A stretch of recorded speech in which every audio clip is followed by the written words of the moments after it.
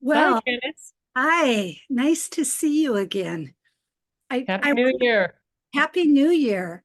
I just want to check in with the audience and let you know, Happy New Year. I'm finally moved in my new place and I'm really loving it. So we should be more consistent with our videos. Um, it's really nice, and I'm excited about the new year.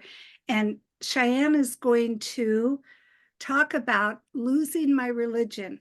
I can't wait. Go ahead, honey. Um, I'm a YouTuber in terms of a consumer. Almost, not almost exclusively. I look at other things. I know there's problems with YouTube. I know there's censorship and stuff, but the original intent of YouTube was bringing everyone from all walks of life together and being able to find things is really interesting.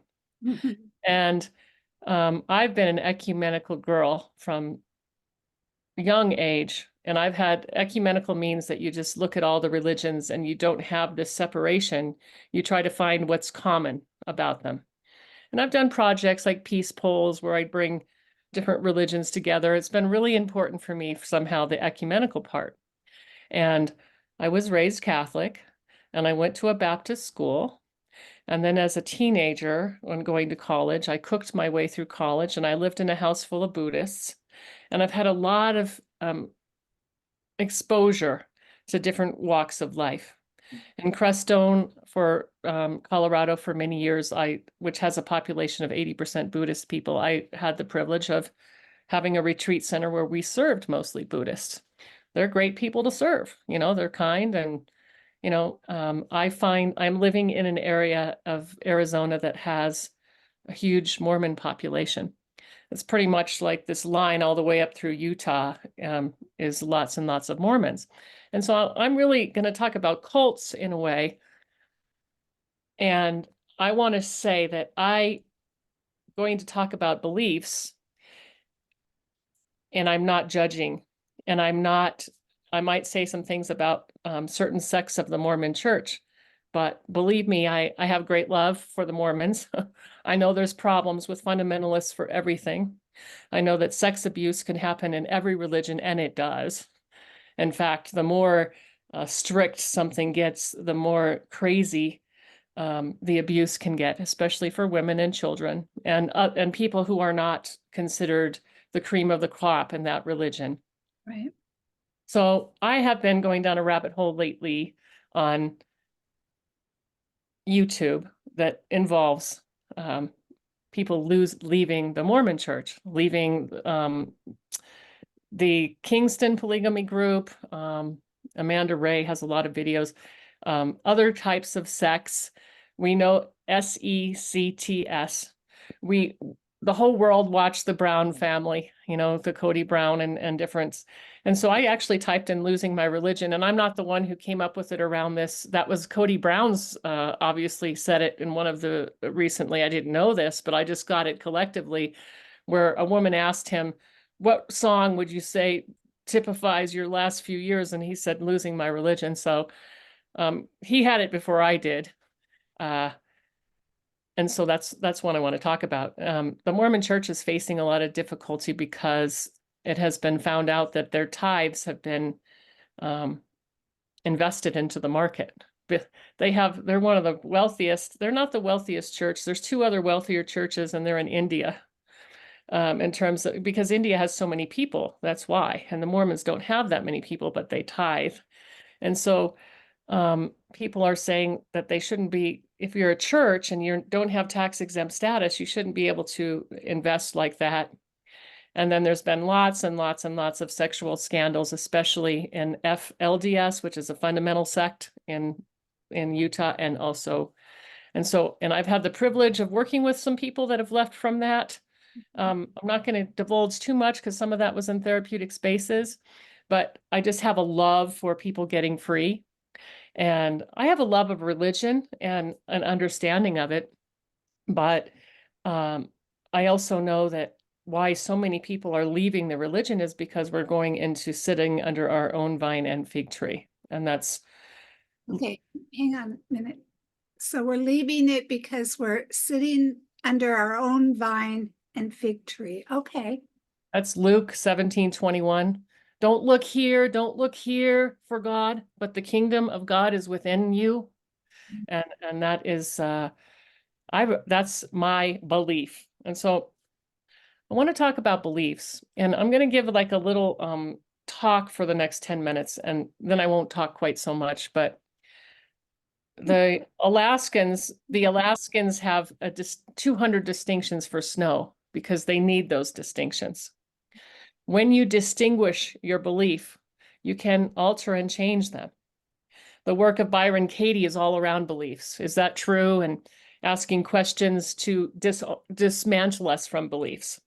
Landmark education helped lots of people articulate what they believe or what meanings they make. Their mother died or they were in a car accident and their father said, "Oh, you're a little nurse." And suddenly you're a little nurse for the rest of your life because you said it. You made that mean that you're a little nurse and that's a belief that you then now have when you're really an artist, but you became and went to nursing school and you wonder why you hate it and you feel like you're a bad person. And so your whole book, Live Intuitively, distinguishes different beliefs at different chakras. The tribal belief, the belief in the throat chakra about power, the belief on other levels from higher consciousness, different beliefs. And so we're going into such incredible times, like you said at the beginning, chaos. Our mind and what we're thinking is really going to control how we're going to do our beliefs about things. I know that you're a Bill Maher fan, and he was I didn't watch this because I don't have a TV, but I did read the New York Post article on this, and he was saying that those that watched mainstream media on the liberal side for COVID, 60-70% of them thought if they got COVID, they were going to the hospital. People that didn't consume that media thought they had a 1 or 2% chance if they got COVID that they would go to a hospital. And so then we form and do behaviors around those beliefs. So I've done a lot of research. I found this interesting questionnaire that this group of MDs that are psychiatrists are actually MDs that go even further. It's called the BWSSE questionnaire, which is the beliefs without solid sustained evidence. These are beliefs that they were coming up with. So I'm just going to put out some of these things. When I read this, I was kind of offended because that's true. Well, we think things are true or not true. I'm just going to say, if we get offended, that's okay. I'm just going to read some of the things that they put together. And then I did actually ask a few people what they consider some core beliefs, and then maybe we could have a discussion about it. So I'm not going to read them all. There's like 40 of them on this page, but I'm going to read, I'll just start reading them. Okay. This is what they gave to participants and some of it sounds condescending to me, but that's because some of these beliefs are true. But these are the kind of things that they think are not sustained evidence. Other people will argue, yes, there's evidence. Yes, there's this, because we're in a world of alternative facts. Mm-hmm. The important thing is we got to learn to be able to talk about our beliefs and let people have them. And then so many people are like leaving, when you leave a cult, like, and forgive me for the word cult, because some people are in them and are doing just fine, but these polygamous cults where you marry your cousin and you're locked down and they take your money and then you finally get out, sometimes people go to the extreme on the other end when they leave. And so we'll talk about strategies about how people change their beliefs. And some people do it radically, and some people go from one little pot they're so full and so crowded and so imprisoned like a plant, and they just go to a bigger pot. And then they figure out, oh, this is kind of the same thing I'm doing. Well, guess what? You needed that. You needed to just get a little more freedom and to move on. So my heart for this is merciful, to say that it's okay that we hit the ceiling in whatever religion or spiritual belief or group think that we're in.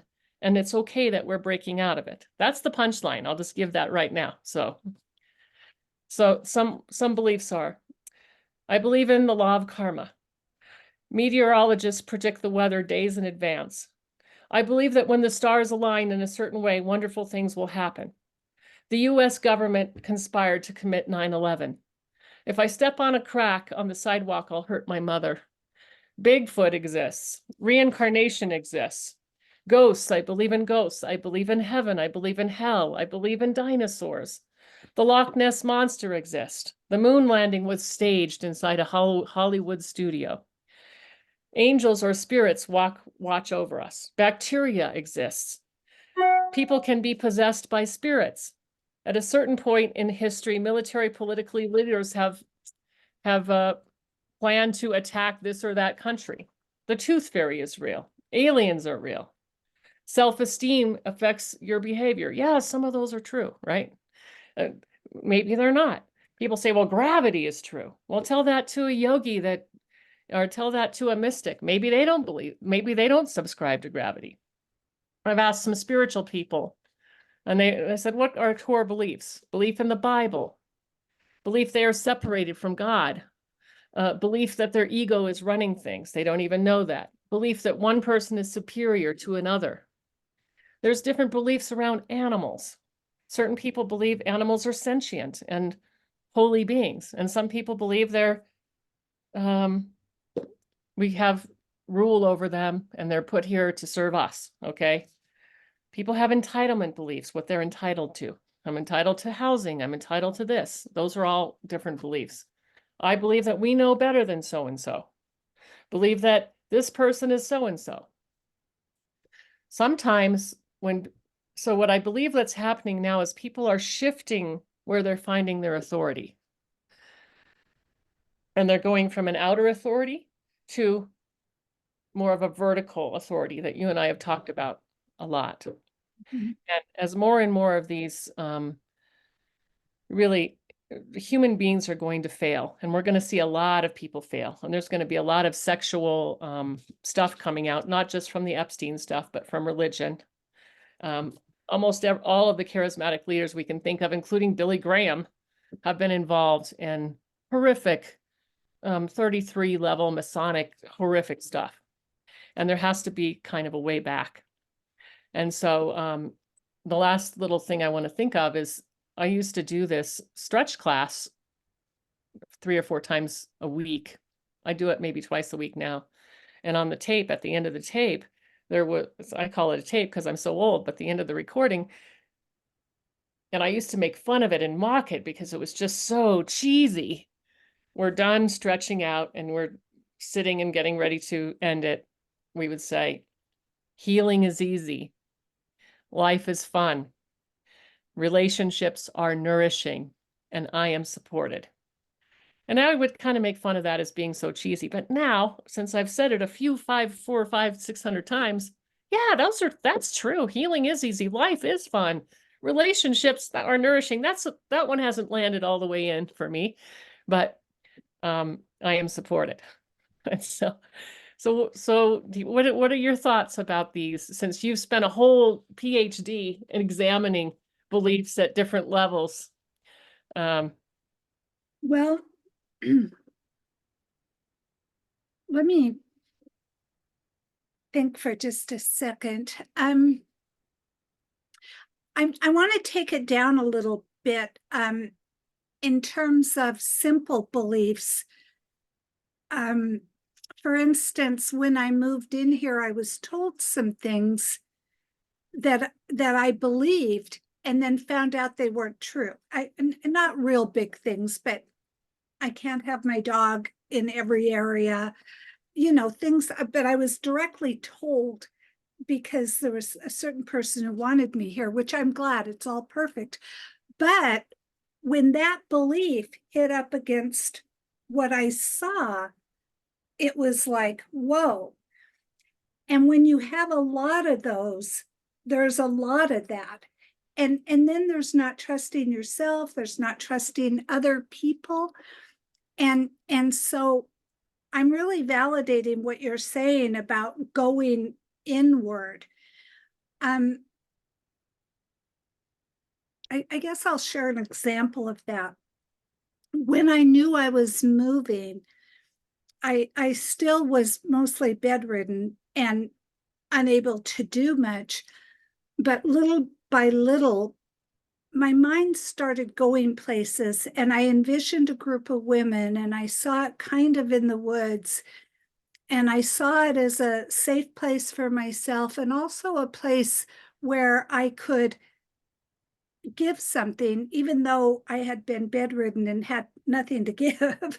I just felt that, and it's because of my strong connection with my the rest of me. And it's so clear now. And so I didn't have to, I believed everything would be okay. Hmm. And because I got it from here, I Hmm. whatever. And yeah, so I think for me, with the beliefs, the other thing I do, Cheyenne, is I go the very opposite. Hmm. So Yes. like, this I knew would feel safe and it was okay. But if something was struggling, like, okay, I'm going to do this. Is somebody there? No. Oh, okay. Um, I just play with the very opposite, and it's really hard to do that, but it gives me the clarity that I need. And like, well, I'm yeah. Anyway, it's I freedom. hear that. It's Yes. freedom when you shift your belief. A lot of people that are leaving these Mormonism polygamist ones, and believe me, some of them have literally not known anything else. And so if you're told, if you're covering up your body, covering up your expression, covering up what you can do on your money, they're going to probably go out and, they have a hard time just even wearing shorts or Mhm. and some of them go a little crazy, go the opposite way. And I think that's, and I mean, being free, like moving from Utah to Vegas, for example, or or so I'm glad you said that. Sometimes we need to go a little farther the opposite way as a balance out of love and forgiveness towards oneself. Mhm. Sometimes we don't get it right. Sometimes we leave one religion to go right smack dab into another religion or Oh, another group that's more correct. mhm. And then we're there for a few years and boy, this is seeming a little similar from where I left. And Mhm. it's okay. Sometimes we want to be with people, and the word cult comes from cultivation and culture. So um, Mhm. I admire people who want to put some discipline in a certain area, especially those who love God. I mean, that's why I love India so much, because they love God so much in India, you know? And so there's a lot of people changing their religions, and there's 1 million people that became Christian in Papua New Guinea. And that's been, a famous state in Africa for cannibalism and other kinds of ancestor worship. And now suddenly there's millions of them on fire for the love of Christ, which I think is amazing. There's many, many people leaving Islam, for example, because they want that loving Christian religion.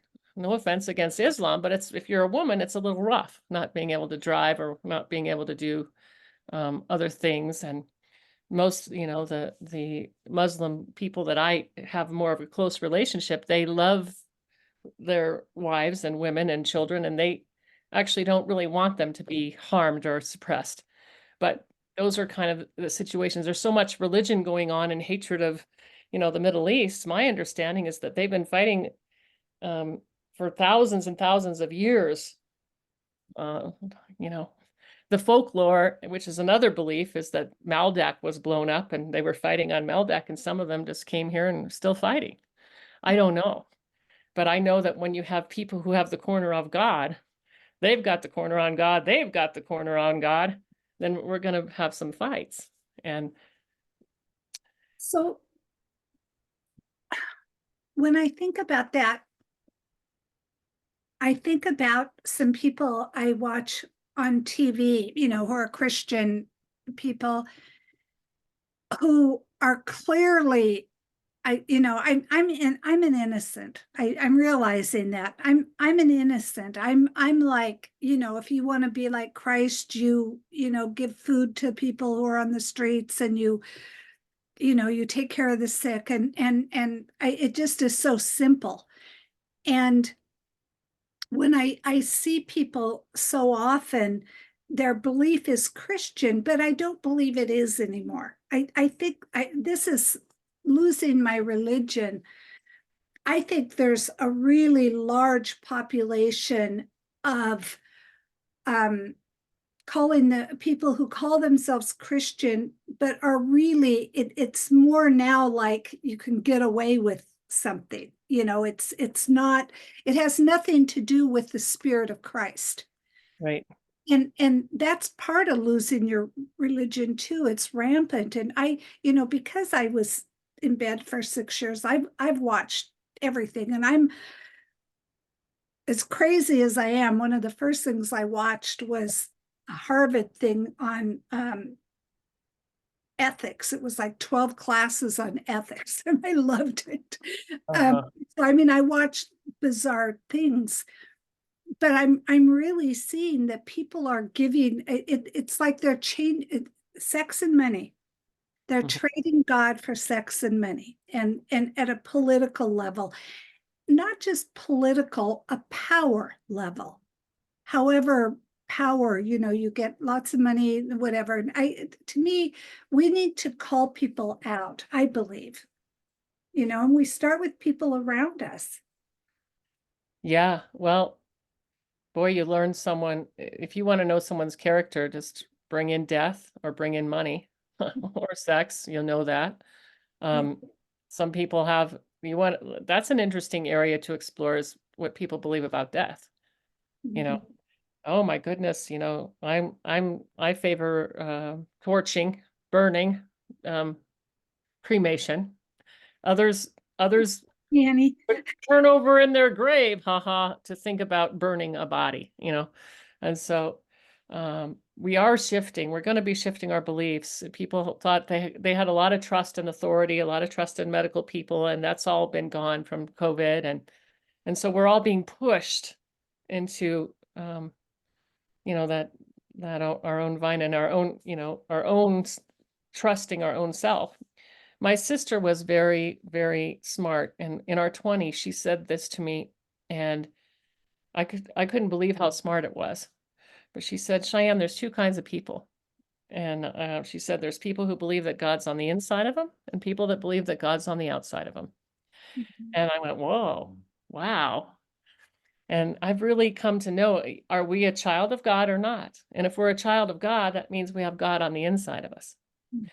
The religions I think that are failing are the ones that say that God is outside of you and you're filthy rag before the eyes of God. You're this, you're that.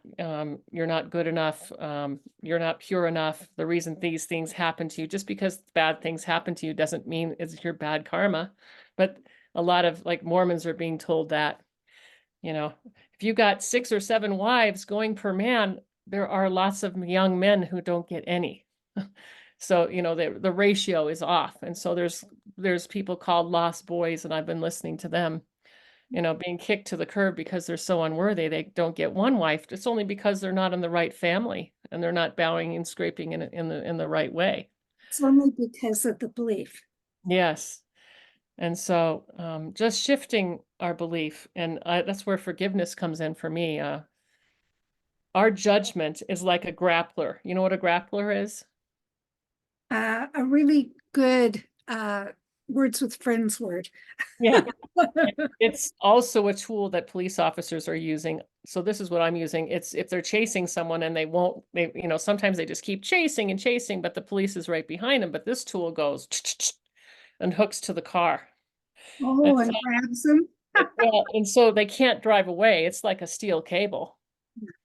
And so when we judge something, boom, we're connected to it. You judge a politician that you hate, you judge a religion that you hate, boom, it's right there. Um, a wise shaman told a friend of mine, and she relayed this to me, a substance you're consuming only becomes an addiction the moment you judge it.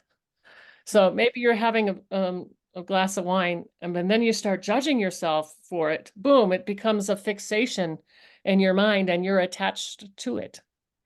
And so That was the concept I wanted to put out there as we seed this. We're just on the heels of the new moon this year. 1/1/1/111. We had a new moon on 1/11.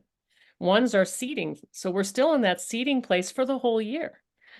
And so Candace and I every year have always had a word and to focus on as a focus and to bring that into being. And I think it's important, you know.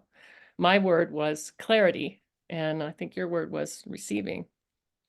Receive. Yeah. Receive, yeah. And so I would just invite, if this means anything, to have a word that has a matter to you.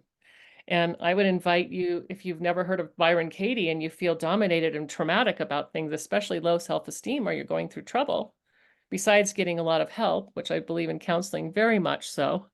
And that's the number one things the people that are escaping these, whether it's the Mennonites, and I love you Mennonites, I love you Mormon Church, but people are escaping in certain ways. There's human beings all over the place. They're getting therapy and it's really helping them. They really need someone else to say, that's stinking thinking. You're not looking at that correctly. You know, is that true? You know, so that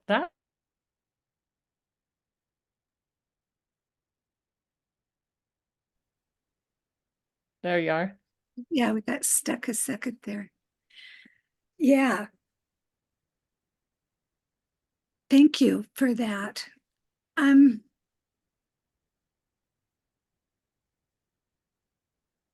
I want to just say something if I can. I'm discerning whether I should, and I'd like to. And you know this. I talk about my health.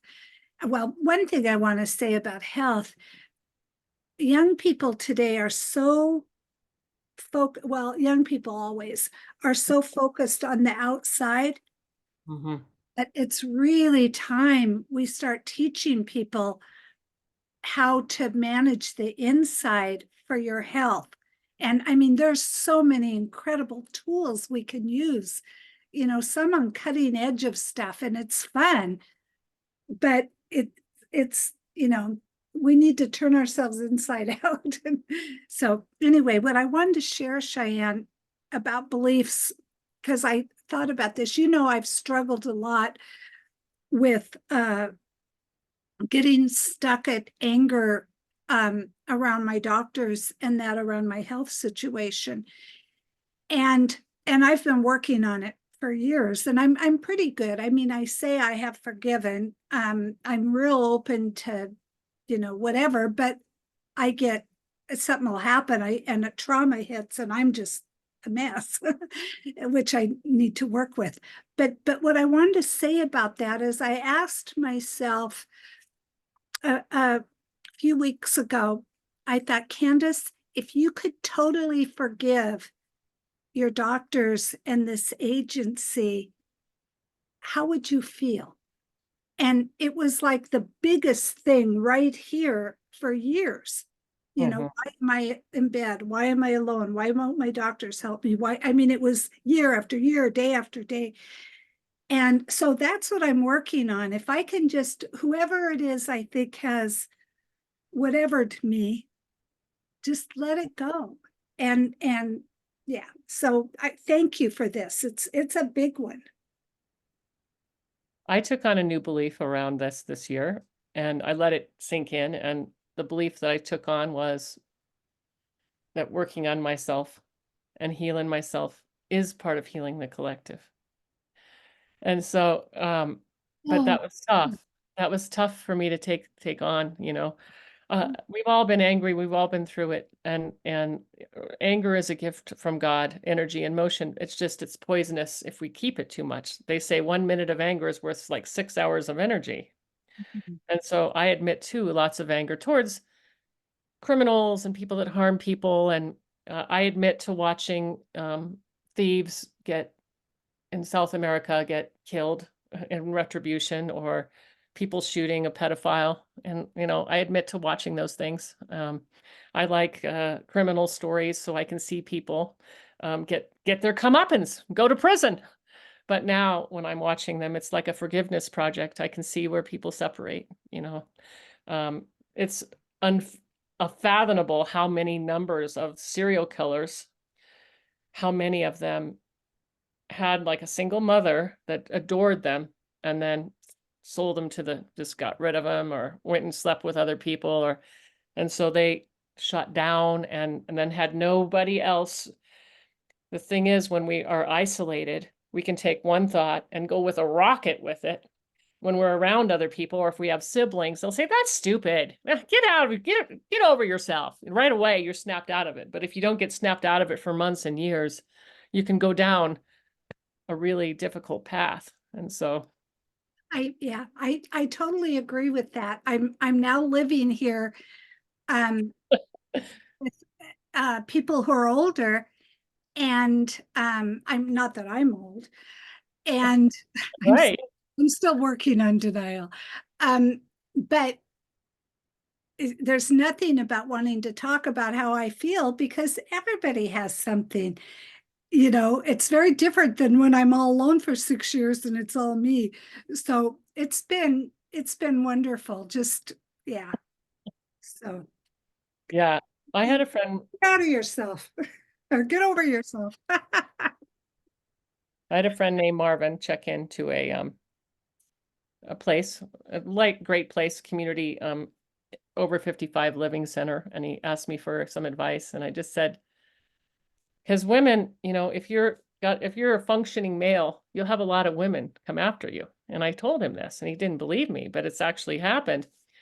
And then I said, when that happens, the way to sort it out is if someone wants to talk about their health and complain, let them do it. But if they do it 3 times, move on to somebody else because then you'll just be talking about health all the time. And sure enough, you know, some people want to mention something 3 or 4 times in one conversation about that. And it makes that bigger, whatever that is, whatever they're talking about. So Yeah. I just want to say one more thing you touched on in terms of the suffering of people who then become criminals. And you and I both worked in prisons and tried to help that. But I remember when I was overseeing this part of the state for JRA, juvenile rehab, and the kids I was working with were their adolescents. They were all sex offenders. And my heart just goes out to people who are damaged so much early on that they just can't get their mental health piece. And, you know, I think about myself. I have OCPD, obsessive compulsive personality disorder. And it's a true disorder. It's made me very successful.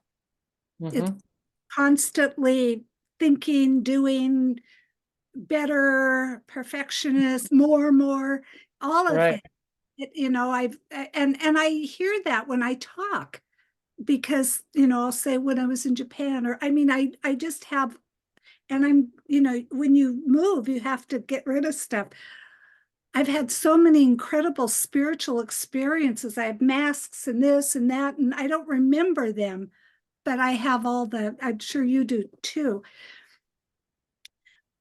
A lot of kids don't have, and I mean, if I had the ability, I would get rid of the whole mental health thing, and I would reframe it as unnurtured in some ways, and I would try to do that, because, you know, criminal, mentally ill, you know, all of those things, rather than trying to give someone, and I'm lucky. I was forced, I mean, I've had a crazy life.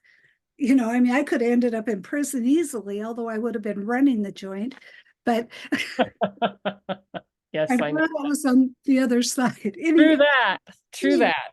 the belief is we're all people, and we behave because we're hurting. and Yeah. because we're scared. And so anyway, I just want to, that's my belief. We're all hurting and scared. And so we love each other and help each other up. And I'll put in a thing here for Marianne Williamson. I listen to her because she's honest, she's authentic. This is what we've done. I mean, that's my language. You know, you look at yourself and you fix it. So that just, it feels good to me when we make a space for people to be able to do that. My sister, it's right over here. I'm going to grab this t-shirt. I'm always wearing it. It's dirty. I just washed it again, but it's called, it says, I'm sorry for what I said when I was hungry. Oh, Sorry for what I said when I was hungry. I've seen shirts that say, I'm sorry for what I've said when I was backing up the trailer. And I think as a society, we need a shirt now that says, I'm sorry for what I said when I was terrified of dying from COVID. Yeah, and people don't want to forgive. They call them branch COVIDians because a lot of people had feel very injured from being separated from their family. But we're going to have to forgive whatever happened. And we're going to have to forgive our leaders for what they might have done under blackmail, because there is so much. And that no matter how horrific it comes out, we have to give people a path back and a path of redemption. And so losing my religion is losing the collective grip on us and our beliefs, the collective grip where people won't say anything or won't. So I'm not talking about religion. You know, I think religion's a positive thing. I think it could be a drug. I think it can be, I have beliefs about religion. And so, and you know me, I'm a big proponent of forgiveness, and it's not easy. It's not because I'm so forgiving. I've had to really work at that. it's because you've had to work at it. Yeah. Yeah. So anyway, but please forgive me for what I said when I was hungry, or please forgive me for what I said, da da da da da da da. Okay, because like you said, we've all been afraid, we've all been scared. Mm-hmm. Yeah. Yeah. Honey, thank you for this. Losing my religion. Luke 17:21. I love it. Thank you. I really needed to reconnect with you, and this is the first time we've done this year. So thank you. Yeah, great to talk to you, and YouTube. Love you all. We're all connected, and this is how we get together now. It's the way it is. It's not even a newspaper to find each other. This is how we find out. This is the curation of society, and I do love being a part of it. So thank you for the opportunity, Candace. Yeah. Love you, honey. Love you. Bye for now.